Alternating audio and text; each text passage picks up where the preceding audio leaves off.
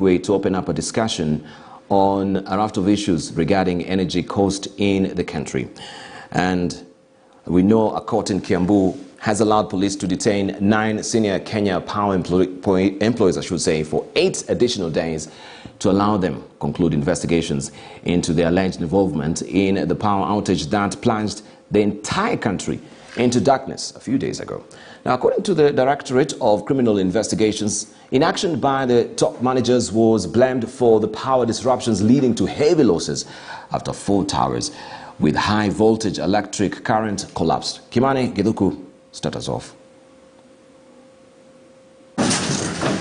The 9 Kenya Power employees arraigned before Kahawa Law Court's Senior Principal Magistrate Boaz Ombewa are top managers of the power company. The 7th respondent is opposed to this application. The 9, David Kamau, George Kipkoech, Julius Karani, Geoffrey Kipkirui, Anthony Gadhi, Martin Musioki, Joshua Saka, Rafael Ndolo, and Peter Musioki were arrested over alleged sabotage following last week's national power outage. The whole republic was without electricity owing to various KPLC facilities falling down, Your Honor, and causing countrywide blackouts. The prosecution had sought to hold the suspects for 21 days to allow police to complete investigations for offences of sabotage, contrary to Section 343, and terrorism-related offence, contrary to Section 4 of Prevention of Terrorism Act 2012. According to the prosecution, despite reports being made on December 9, 2021, regarding vandalism on Kenya Power Towers, the suspects through sabotage failed to respond to the distress call, subsequently leading to the collapse of 4 towers that led to the outage. I'm inclined to allow a detention, but not for 21 days, 8 days. Yes, 8 days. I believe that should be sufficient for the IO or the investigating agency to conclude investigations. Primarily, the reason I'll dwell with is not necessarily the actual interference, but the likelihood is a reason for is a compelling reason for denial of bond. Lawyers appearing for the suspects objected to the terrorism accusations against the suspects, citing discrimination and political interference. Those who will be charged, they'll be charged on Wednesday. Those who will not be charged, this file will be closed and they'll be told we have no evidence against you. So Wednesday is the D-Day to know whether our clients are going to take plea or our clients have been exonerated by the DCI. The 9 will be detained at Muthaiga Police Station as they wait to appear in court on Wednesday, 26th. Kimani Gedhuku, KTN News. And of course, having the 10 or the 9 being arraigned is just picking a scab on an already festering wound that we have in the country as far as power is concerned. And people are saying these are just, fall guys. The real culprits are not the people in Kenya Power or the managers in Kenya Power, as it were.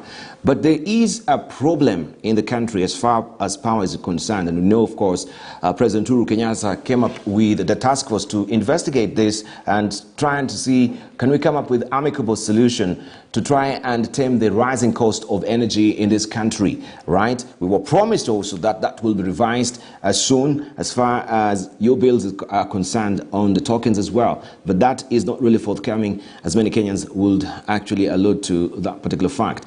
We want to just plumb deeper with our panelists who are already here, and allow me to introduce them to you if you're just joining us. I had also mentioned that before. We have Ken Gishinga, who is the Chief Economist, Mentoria Economy. Also, we do have Dr. Exen Iraki, who is an economist, also a lecturer at the University of Nairobi. And also we have Bunyasi Sakwa, Member of Parliament and also consummate economist as well.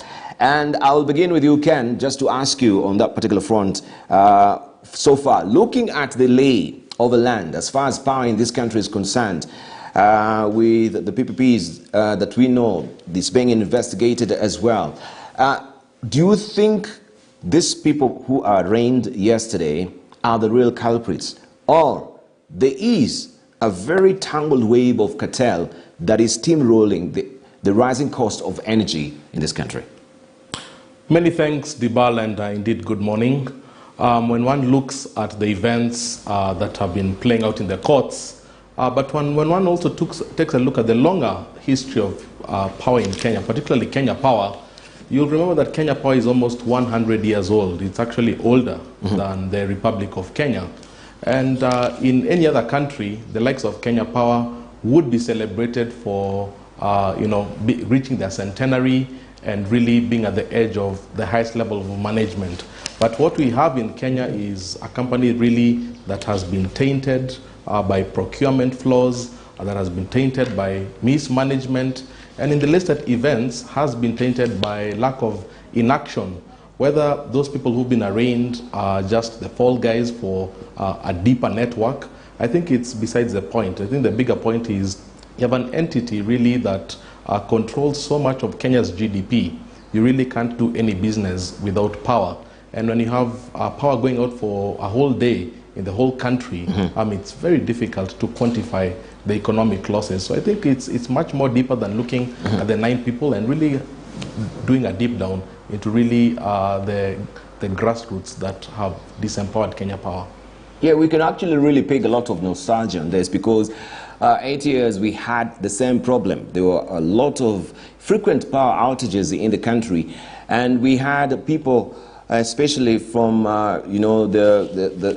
the Kenya Power Electric Workers Union, really saying the real culprit is a cartel that is pushing for their own, contractual workers to try and get business out of the power outages.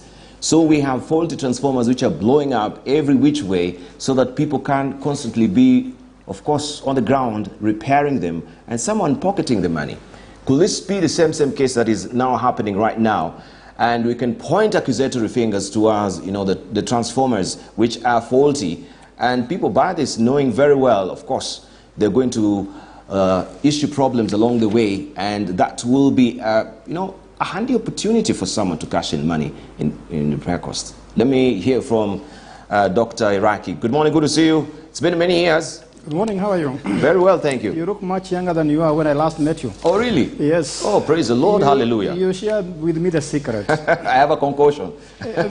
Maybe you have not been having blackouts, that's probably the reason.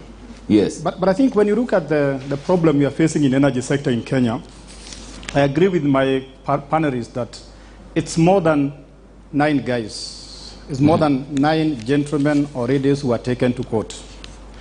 Power generation is a big business, from generation, transmission, and distribution. So if we have to solve the problem in Kenya's power sector, we have to look at the whole chain. Who generates power? Who transmits power? And who distributes power? If we don't look at it that way, we are going to start apportioning blames. Because if you look at the power producers, we have Kenyan, we have independent power producers, we have solar producers, and so on. So they produce power, and then it is transmitted by Ketraco, then Kenya Power takes it, and then distributes it. And it seems to me that we don't have a lot of problem with power generation. There's a lot of it being generated. The problem seems to be transmission, because that's where the pylons went down. And I cannot understand how a pylon can go down when we have police in this country, when we have drones in this country, when we have people who can physically inspect those pylons. So it's very hard to understand. So I don't think we need to apportion the blame. Let's identify who is doing what at what level and whether people are doing what they're supposed to be done. And number 2, there is a problem of modernization. Have we been modernizing our transmission, generation, and distribution systems? And number 3, the pricing system. And I think that's what consumers like me and you are complaining about. Is the power priced at the appropriate level? Because my feeling is power in Kenya is very expensive. Yes. When I look at my bill, I see some interesting things like inflation factor. I see fuel. I see other things that I don't see in power bills that I've checked from other countries. In fact, when blackout became frequent last week, I got some bills from US, from Canada, from South Africa. And I don't remember seeing some of the things I find in my power bill. Yes. So it's not we cannot blame one person. Let's look at the whole chain from transmission up to distribution and find out where the problem is. Yeah, but I asked earlier this pointed question to Ken as well, and I put it to you as well. Do you think also these 9 people who have been arraigned are only, the fall guys, and it's just a fig leaf, right? If you peel back there's a very convoluted web of cartels. And I'm saying specifically, you cannot blame 9 people for all the problems in Kenya's energy sector. It must be more than that. For example, why have we not made IPP contracts public? Yes. Because I always hear that Kenya Power buys more expensive power where there's cheaper power. Can we have those contracts made public so that we know exactly what is happening? After all, KPLC is a public listed company. Yes. So it's more than the 9 guys. And we want everybody who is accountable in power sector, everybody who has a prayer in power sector to tell us his story. We want to find out what our generators are doing, what our transmitters are doing, and what our distributors are doing, so that we know exactly who is causing the problems we are having. It cannot be 9 people. I'm not defending them because they're in court, but I think that's a fact. Okay. So the issue of, the power purchase agreement as well being public, we do not know really why that particular agreement is still concealed to, the public. But do you think also the task force that was chaired by John Gumi and came up also with a report, and there has been discussions on it, they were to take action also, will add or bring any discernible difference as it were? We had promissory notes from President Uhuru Kenyatta that we are going, by December at least, to be having a reprieve in terms of power cost. I think I saw some action last week when Ketraco was given new role as network operator. I've not led the task force, but I think all the suggestions, all the points that are in that task force will be implemented so that we can see the difference. But I don't think all the recommendations of that task force have been implemented. If they have been implemented, I'm sure there will be a change.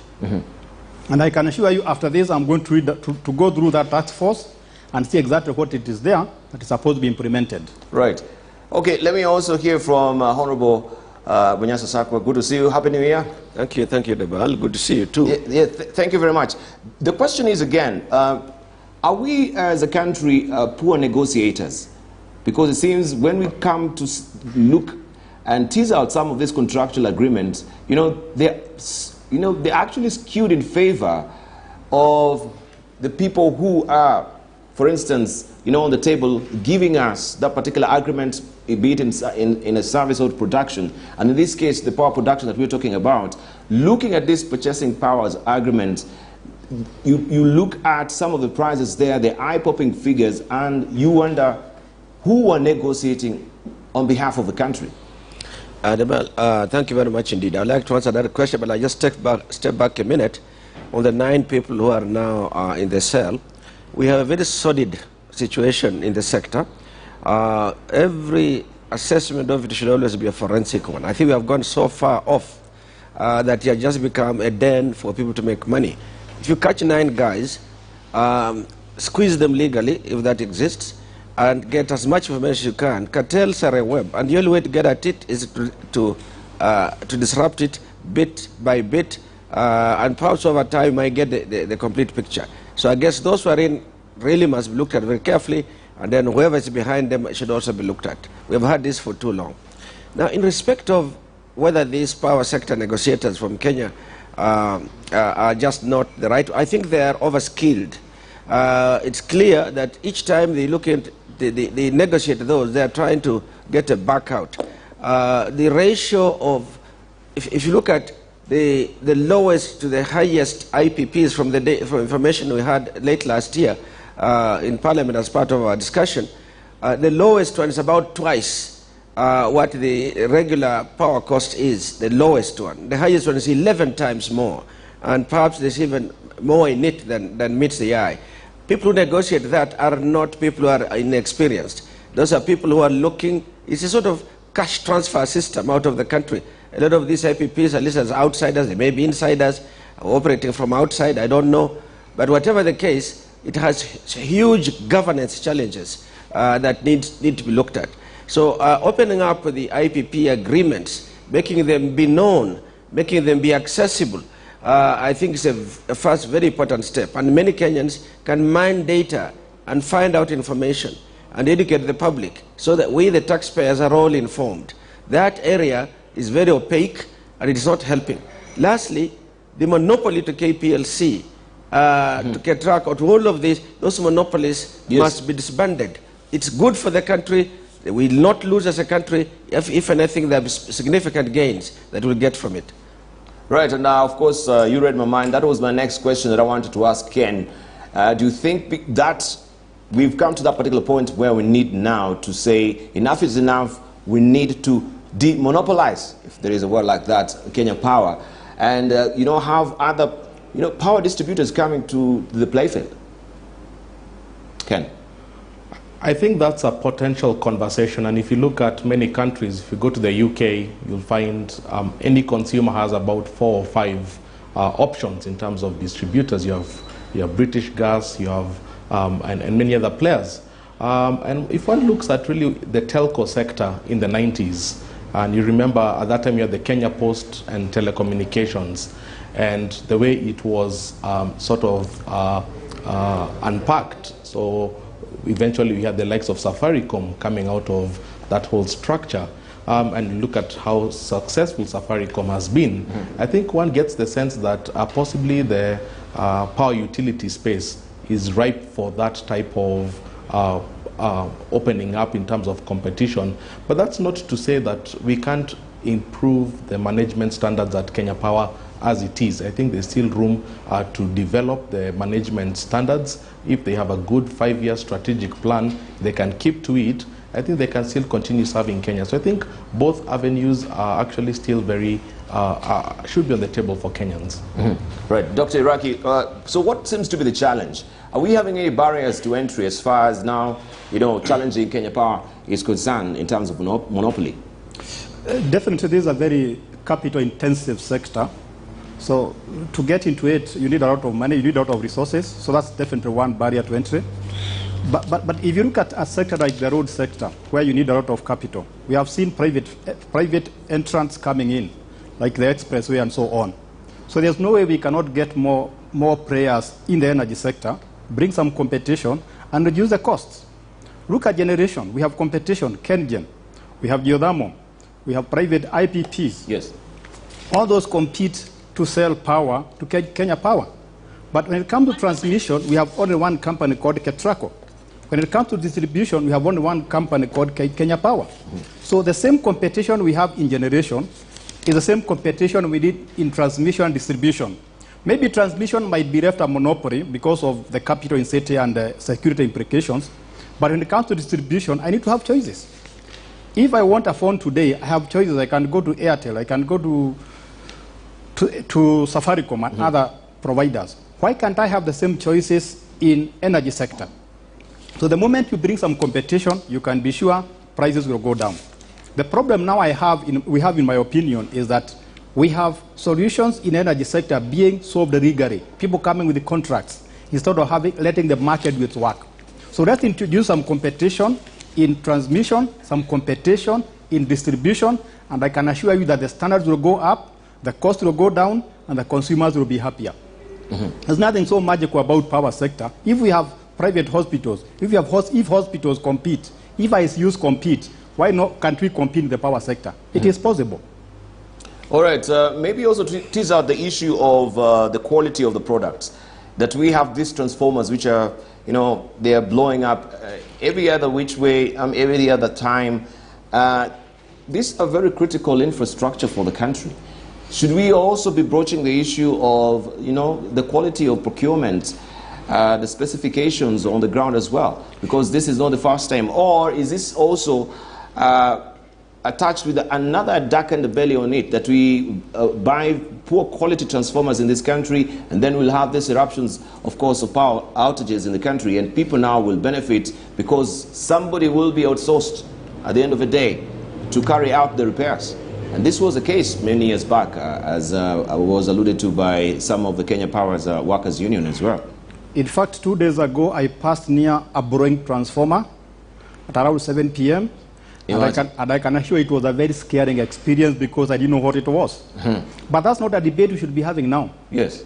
You cannot have 900 transformers being faulted. Because when you buy an item like a transformer, it is tested before you buy it. It is quality tested. I think KEBS is supposed to find out whether they have the right quality. The purchasers have people, engineers who can test it. So it is inconceivable that you can buy 900 for the transformers. So I don't think that is something that should be happening. That's not something we should be debating. Even when you buy a radio, when you buy a TV, when you buy any other product, it is supposed to have been tested to make sure that it is of the right quality. So we want somebody to be held accountable for buying 40 transformers. Not just transformers, but any other equipment that is used in the power sector. Because that is something very standard. We can test it. We can find out whether it is working or not. We can even have a few transformers being bought. We test them. We find out whether they are working before we buy all the 900 or so. So that's not an issue we should be discussing. So yeah, and this I think also is something that will have been broached when it was brought on the floor of the House. Bunyasi, and I know you have been there, that the quality of procurement, the specification, I think you need to be striking out, the dots and the I's very meticulously when it comes to very critical, infrastructure like transformer here in the country. Yes, Debal, but I think that in fact there's a nuance to this issue. This was very willful purchases. These were people who are looking for, I'm told, reconditioned units from wherever they were looking for them. Reconditioned. So, reconditioned, that they had, in fact we had that even in the newspapers, sort of hit the headlines and then quickly died. And I don't remember that anything of significance happened in the entities that purchased, including that of KPLC. And I don't know, they talked about 900. That's a serious understatement. If I take an area like Busia alone, where we had massive failure, we probably had 500 transformers at least. Countrywide, I'm sure there were many, many, many more. And it was such a major open scandal that people get away only because they can get away with it in Kenya almost any time. There's almost too many of them to prosecute.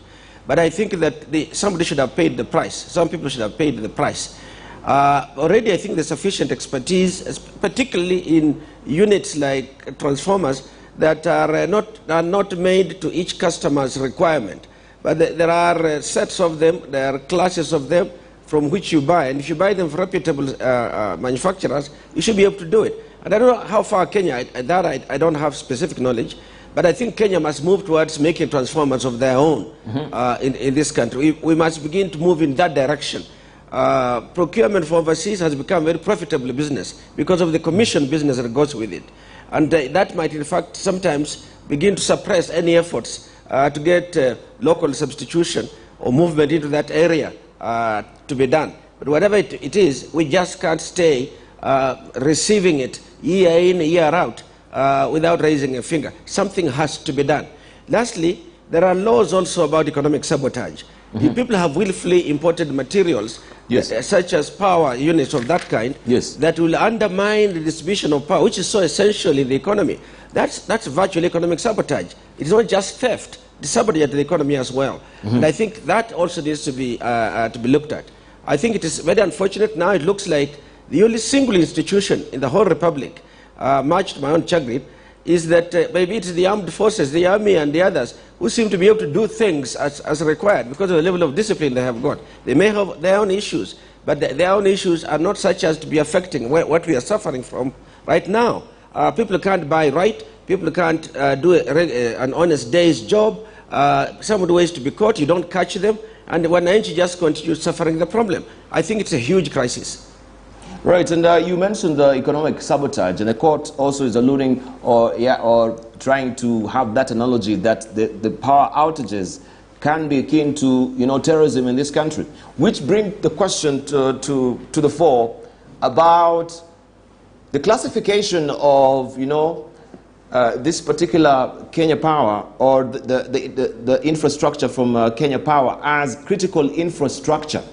So I was consternated myself to understand that it is not classified as a critical infrastructure, right? That can be, somebody can actually come up and do something with ulterior motive of economic sabotage. And of course, you've alluded to the fact of how many Kenyans will be affected by this economically in terms of, losing out on labor hours, on, of course, the cost of productions as well.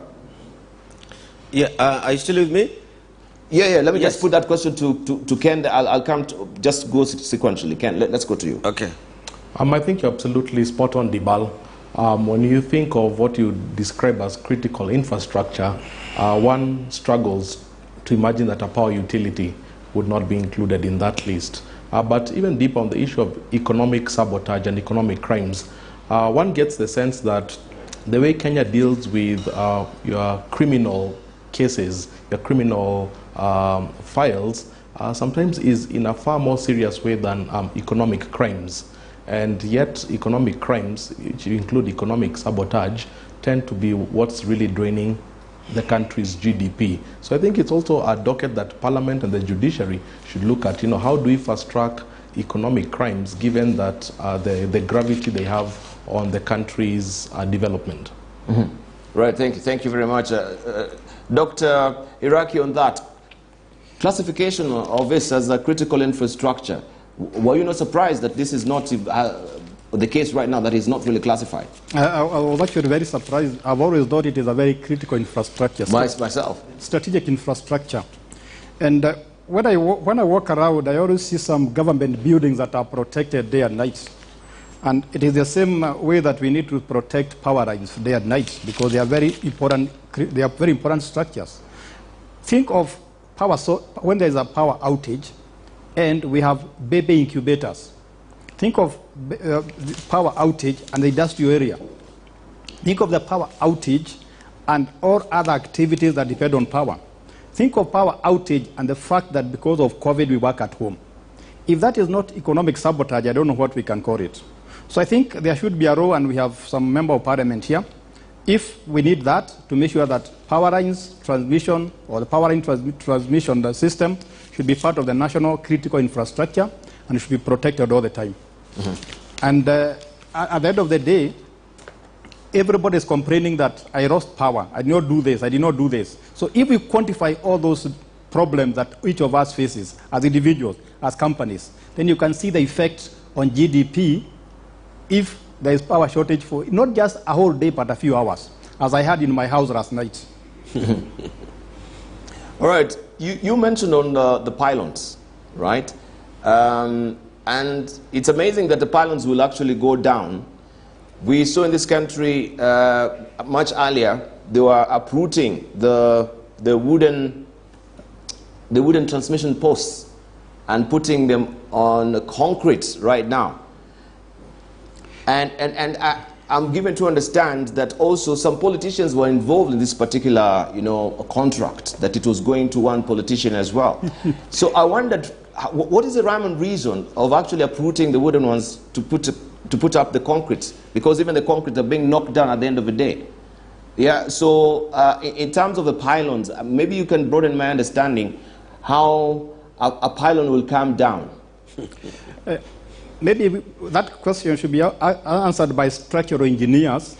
But for the last several years, since I was in class 1, not class 1, but Form 1, I've always been seeing very heavy pylons carrying power from Uganda to Kenya, and they've never fallen. And if I'm not wrong, those pylons have been there for the last 60 years. They have never fallen. They have been very steady. So what is making younger pylons around the Bakassi and so on fall down? So to me, it's more than meets the eye why pylons are falling. I'm also left wondering if you can remove wooden posts and replace them with concrete posts, ostensibly because they are stronger, why didn't we do the same for pylons? Are those pylons not inspected yearly or regularly to make sure that they have no structural problems? So I think somebody somewhere is sleeping on his job, and we need to know who that person is. All right, Honorable Sako. Yeah.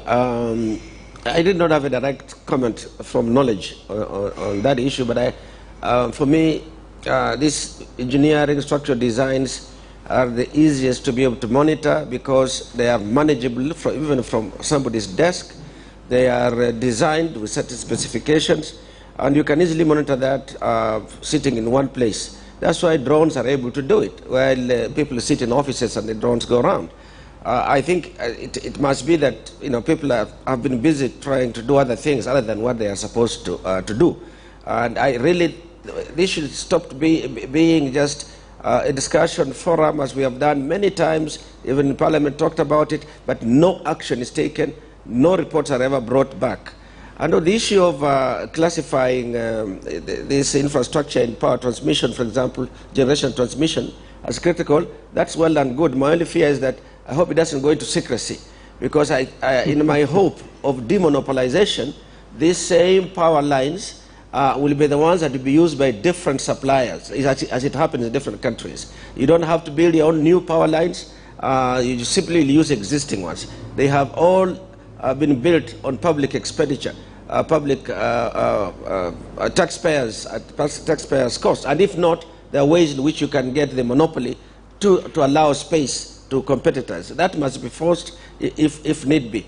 And we should not be soft on this. And I know that some people fear that, you bring competition, that there will be foreigners will come in. Now, we used to protect our telephone lines for a long time. That was critical infrastructure at one moment. Then somebody came up with the communication facilities that did not rely on them. They completely bypassed them.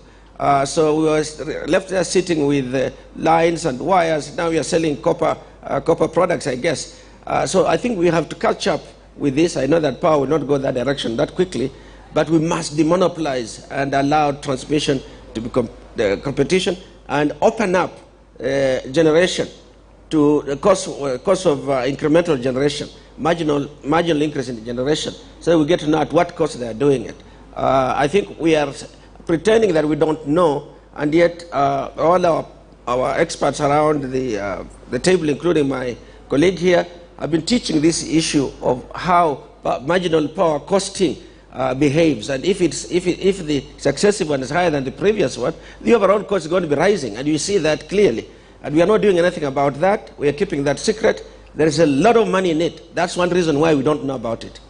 Right. Honorable Sako, you'll be still surprised that even when you talk about the telecommunications, most of them as well look at the must. They are not classified as critical, as it were. And that should be the case. And that's why even the court is saying this is akin to terrorism. Because even when terrorists comes in this, they appear in this country, the first, go-to place will be, the must, the telecommunications system of a country, and even the power system, the power infrastructure at the end of the day. So having that not classified as critical, it makes me to wonder why not. And we dedicate a lot of security officers to, man some of our leaders here and their private funds as well at the end of the day. So we have all these things, very convoluted and wrong-headed at the end of the day. Our priorities are just topsy-turvy at the end of the day. Debal, the leaders are part of the national critical infrastructure. No, I'm not disputing, but yes, I agree at the end of the day. But that's on the light touch. That's on the light touch. But on a serious note, it's incredulous that in fact that had not happened. But even if it wasn't, how often do we get our facilities attacked or vandalized? It's largely because we're not looking. Let's take transformers, just transformers for the time being. People have been apparently tapping transformer oil for a long time, and there are scary things like they use it even in the cooking of chips, and that can last for a long time, can be recycled and so on. And we simply now talk about it. And so you would have thought that perhaps there will be safeguards done.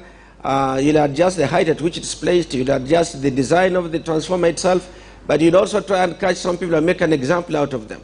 You can't fail to catch anybody on this. And I think this recent example in Kenya is scary one, even because we are drawing attention to those terrorists out there to our vulnerable points that we have in this country. Some years ago, in one deep winter during George Bush's reign in the U.S., there was some failure somewhere between the U.S. and Canada. They didn't know where, but 1/3 of that Northern America or so went into darkness.